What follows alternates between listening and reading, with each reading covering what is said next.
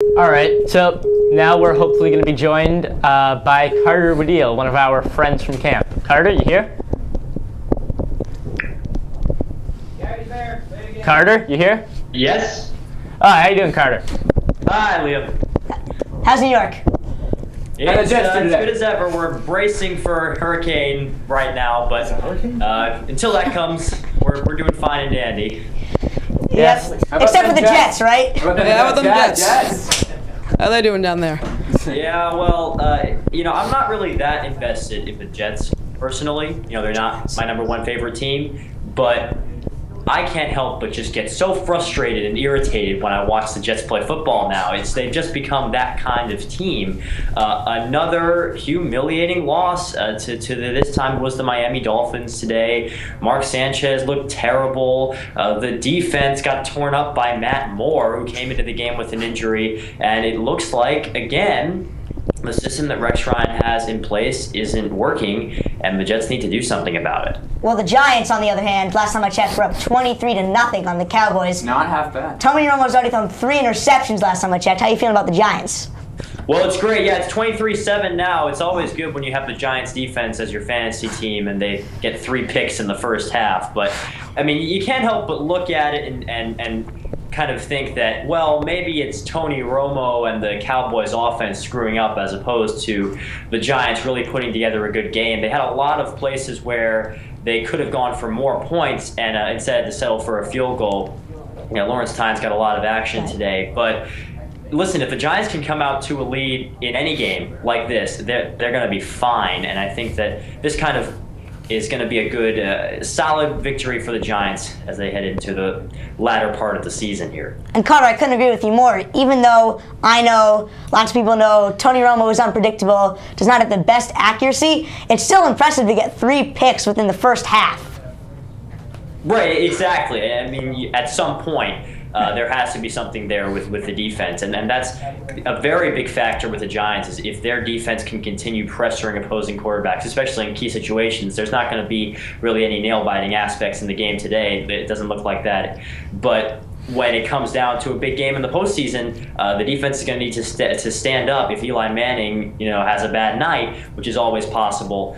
And they looked really good in the first half of this game. Yeah, but speaking of Eli Manning, he really hasn't had that many bad throws or anything this season. He's been on fire, possibly the best QB in the league this year. Do you think that's fair to say? Well, I don't think he's quite the best quarterback in the season right now, and I think it'll probably even out as people like Aaron Rodgers find their stride again. And Matt Ryan has also torn it up for the Falcons, and his team is 7-0, which is always the quarterback's always going to play a big part in that. But you're right, is we've kind of been waiting for Eli Manning to fall short on the late game magic and driving the Giants to victories. And he hasn't really done much of that. Eli Manning has done what the Giants have asked him to do throughout this season. And if he can continue to do that, the Giants are going to be Super Bowl contenders. Yeah, I don't think you need to remind us Patriots fans of how Eli Manning can close out games. I don't think you need to remind us. Yeah, you don't have to remind us. Thanks for reminding us.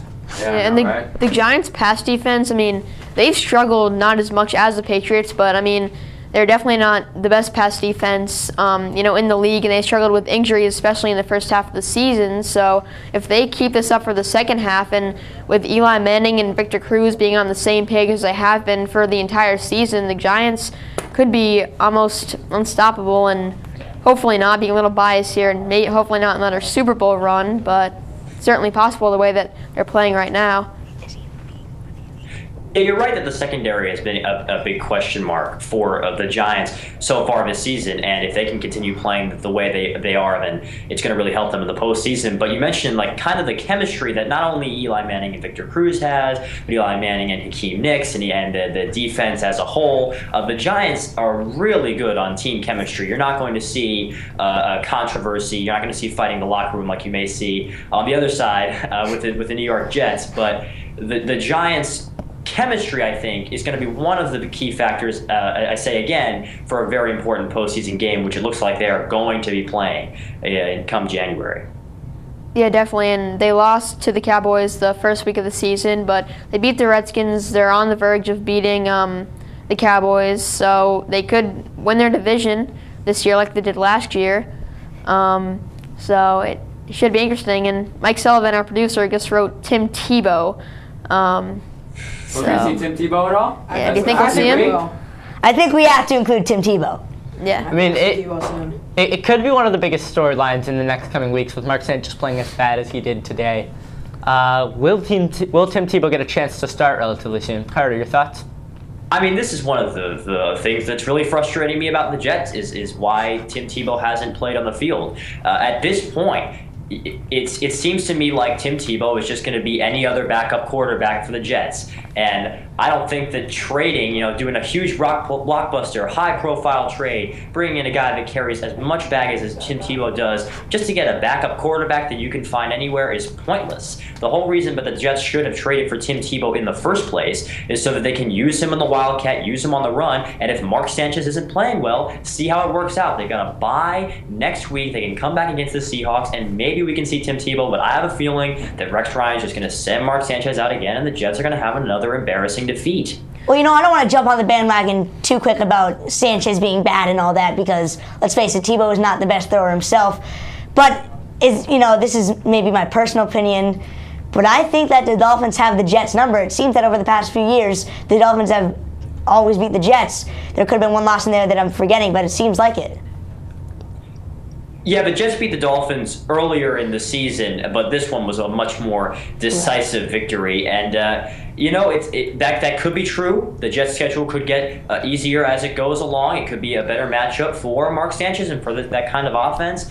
But the Jets have also had a history of squandering good opportunities in the regular season. And right now, if they want to get out of this 3-5 hole, it's going to be difficult. It looks like they're going to have to change something. And Tim Tebow, you brought him in most likely to do something, whether that's in the Wildcat or taking handoffs from Mark Sanchez, and I think, or throwing the ball. And I think the Jets needed in the first half of the season to experiment. In what ways can we use Tim Tebow? In what ways is he most effective? And they haven't done that. And they're 3-5. I'm not saying that they should trash the season, but maybe you want to experiment a little bit, at least in practice. You mentioned them having the bye. So with that extra week of practice, maybe they could experiment in what ways are the best ways to use Tim Tebow, and we'll see if that helps them win a little bit more. Yeah, that's a great point, is that not only have the Jets not used Tim Tebow, they've used Tim Tebow so little that they don't know how to use them if they were to put him into a game. I mean, they run the Wildcat in secret in practice in the preseason. They barely use him in the preseason at all, except in the fourth quarter of games. And we haven't seen him in the regular season. We've seen him take 2 snaps from the shotgun every game. He's barely done anything. He had that one fake punt play a few weeks back. But it's you're right. In a season where it looks like it's going to be a failure anyway, why not go out and see how you can use Tim Tebow, and maybe something can happen like with the Broncos last season, and you can get something great out of it. And if you don't get anything great out of it, well, then it's just a failure of a season, which is probably going to happen anyway. Yeah, you have to learn from your mistakes. If something doesn't work with Tebow, then don't use him in that set. But I think you definitely have to experiment with him. And again, as I said, presumably they brought him in to use him effectively, not just for publicity, as we saw when he was with the Broncos. So, they need to get their money's worth. Even if he's not doing very well, you still have to experiment. Because if you're not going to experiment, then you're not going to get anywhere. If you experiment and he doesn't do well, then you learn, well, that's not going to work. We're going to try another position for him. All right, guys. We're going to go to fantasy football here. Carter, how's your team been doing this week? Hey, my team is doing great. Matthew Stafford has finally come through for me. He had 4 touchdowns, 3 passing, and 1 rushing. He had over 350 yards. He put together 31 ESPN standard fantasy points this week. I mentioned the Giants' defense. They're doing great for me. The Giants' red zone inefficiency has given Lawrence Tynes top-notch points. And I've still got Larry Fitzgerald on Monday, Lance Moore tonight, and Vernish Davis tonight. So I'm well on my way to victory right now. Now, me personally, my team's been doing pretty well today. I have 88 points with 1 more player left. And my opponent's missing 3 starters, so they aren't really playing much of their team. Yeah, they're running with about 9 players today. So I think I've got this win in the bag, as I got a good chunk of points from both Matt Forte and I'm totally blanking on his name. Oh, Trent Richardson, my 2 starting running backs, and another good chunk of yardage, another good chunk of points from my flex player, who is LaShawn McCoy. So I've had a pretty good game myself. What about you guys on the back talk set? Well, I'd like to thank Adrian Peterson for So would I. finally coming alive. It took this long for him to come alive. At this point, he had 23 points in ESPN Standard. 2 weeks ago, he had 16 points on Thursday night. Also, I could have started Matt Ryan this week. I ended up starting RG3. I mean, it wasn't a terrible decision, but RG3 didn't have the greatest game, especially compared to Matt Ryan. Also, wide receiver-wise, Steve Smith had 11 points. He still can't find the end zone, so I'm now considering benching him, which I could have done before, actually. But Matt Forte had a good game for me. My defense played okay. Got, I think, 8 points with the Chargers defense against the Browns, as we all know, their famous quarterback. Brandon Weeden. The best. But so overall, just like Liam, I lead 64-10. My guy I'm facing has 5 guys left to play. I've got 3. So I think I pretty much got this one in the bag, especially considering the fact that he started a guy on bye week and a guy who's on injured reserve.